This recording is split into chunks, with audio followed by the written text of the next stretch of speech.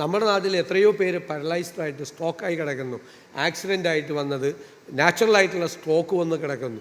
നമ്മൾ ചെല്ലുമ്പോൾ നമുക്ക് സങ്കടം വരും, കൈകാലുകൾ തളർന്ന് അല്ലേ, കണ്ണിൽ നിന്ന് നമ്മളെ കാണുമ്പോൾ വെള്ളം ഒഴുകി, സംസാരിക്കണമെന്ന് ആഗ്രഹം ഉണ്ടായിട്ട് സംസാരിക്കാൻ പറ്റാത്തത്.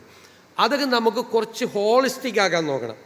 ഏത് ചെറിയ അലോപ്പതിയും ആയുർവേദം, അലോപ്പതിക്കാർക്ക് അത്ര ഇഷ്ടപ്പെടില്ല, എന്നാലും അലോപ്പതിയും ആയുർവേദമൊക്കെ കൂടി മിക്സ് ചെയ്തുള്ള ഒരു ഹോളിസ്റ്റിക് റീഹാബിലിറ്റേഷൻ സെൻറ്റേഴ്സ് കേരളത്തിലുണ്ടായാൽ ഒരു ഗുണം എന്താ അറിയാം, പൗണ്ടും ഡോളറും തമ്മിൽ കമ്പയർ ചെയ്യുമ്പോൾ ഇത് ഭയങ്കര ചീപ്പാണ് പുറത്തുനിന്നൊരാൾക്ക്. അപ്പം നമുക്കതൊരു മെഡിക്കൽ ടൂറിസവും കൂടിയായിട്ട് ഡെവലപ്പ് ചെയ്യാൻ പറ്റും.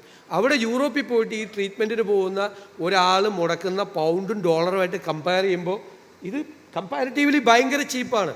അപ്പോൾ അവർക്ക് ഇങ്ങോട്ട് വേണമെങ്കിൽ ഫാമിലി ആയിട്ട് വേണമെങ്കിൽ വരാം. അതുപോലുള്ള റീഹാബിലിറ്റി അതൊന്നും ഞാൻ ഗവൺമെൻറ് സെക്ടറിലല്ല ഉദ്ദേശിക്കുന്നത്, പ്രൈവറ്റ് സെക്ടറാണ്. Private sector, government will be a facilitator.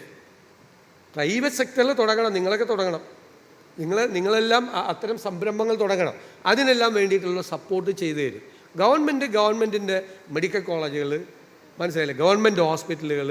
അവിടെ നമുക്ക് കുറേ കൂടെ സ്റ്റാഫ് പാറ്റേണൊക്കെ വർദ്ധിപ്പിച്ച് കുറേ കൂടി സിസ്റ്റമാറ്റിക് ആക്കി പരാതികളൊക്കെ പരിഹരിച്ച് നല്ല രീതിയിൽ കൊണ്ടുപോകാൻ നോക്കുമ്പോൾ ഹെൽത്ത് ഡെസ്റ്റിനേഷനാക്കി കേരളത്തെ മാറ്റാനുള്ള സംരംഭങ്ങൾ കൂടി നമ്മൾ ആരംഭിക്കും.